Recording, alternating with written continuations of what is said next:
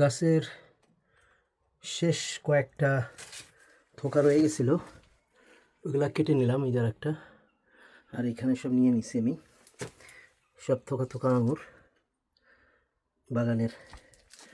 আলহামদুলিল্লাহ, শুক্রিয়া আল্লাহর কাছে অনেক অনেক। এবছর প্রচুর খেয়েছি, বিলিয়েছি, তারপরেও অফুরন্ত আল্লাহ দিয়েছেন। শুক্রিয়া মালিকের কাছে অনেক অনেক শুক্রিয়া। সুবহানাল্লাহ, আলহামদুলিল্লাহ, ওয়া ইলাহা ইল্লাল্লাহু আল্লাহু আকবার, লা হাওলা ওয়ালা কুওয়াতা ইল্লা বিল্লাহ। বাগানের এবছরের শেষ ফসলগুলা টমেটো, কিউকাম্বার, বেগুন, লম্বা বেগুন অ্যান্ড গোল বেগুন, তারপরে আঙুর, লাউ শাক, এগুলা বছরের শেষ। বাকি যা আছে প্রচণ্ড ঠান্ডা হয়ে যাচ্ছে। পুঁই শাক আছে এখনও কিছু টমেটো রয়ে গেছে, এগুলা পাকবে, এগুলো এখনও পাকেনি, এগুলা সম্ভবত পেকে যাবে 2-1 সপ্তাহের মধ্যে। কিছু বেগুনও আছে গাছে, ওগুলা এখনও বড় হয়নি। দুটো লাউ আছে, বড় হয়েছে দুটো লাউ। এইখানে আরও দুটো বাঁচবে কিনা জানি না। এখানে কিছু লাউ আছে, লাউ হয়েছে অনেকগুলা।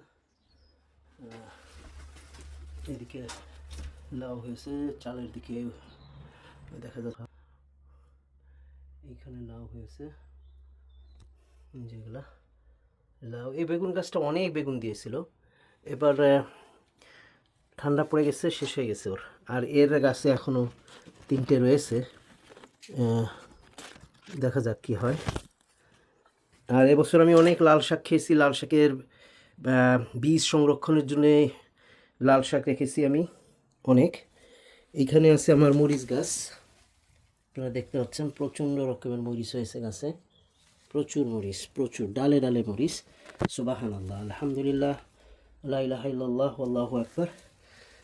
এইখানে হয়েছে কিছু কাশ্মীরি চিলি, এখনও কাঁচা, বড় হয়নি, এখনও সময় লাগবে। এখানে আমি সবুজ শাকের বিচি সংগ্রহ করার জন্য রেখেছি। আল্লাহ তাআলা যদি তৌফিক দেন এবছর বিচি সংরক্ষণ করব।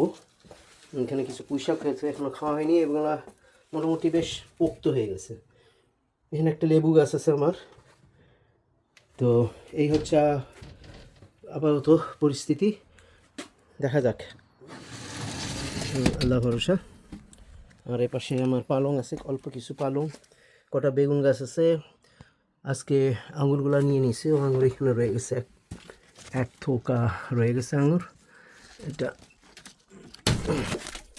এক থোকা আঙুর খেয়াল করিনি, মাথার উপর রয়ে গিয়েছিল।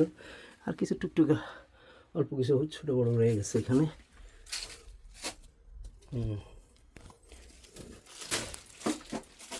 বেশ বড় বড় হয়েছে আঙুরগুলা, আলহামদুলিল্লাহ।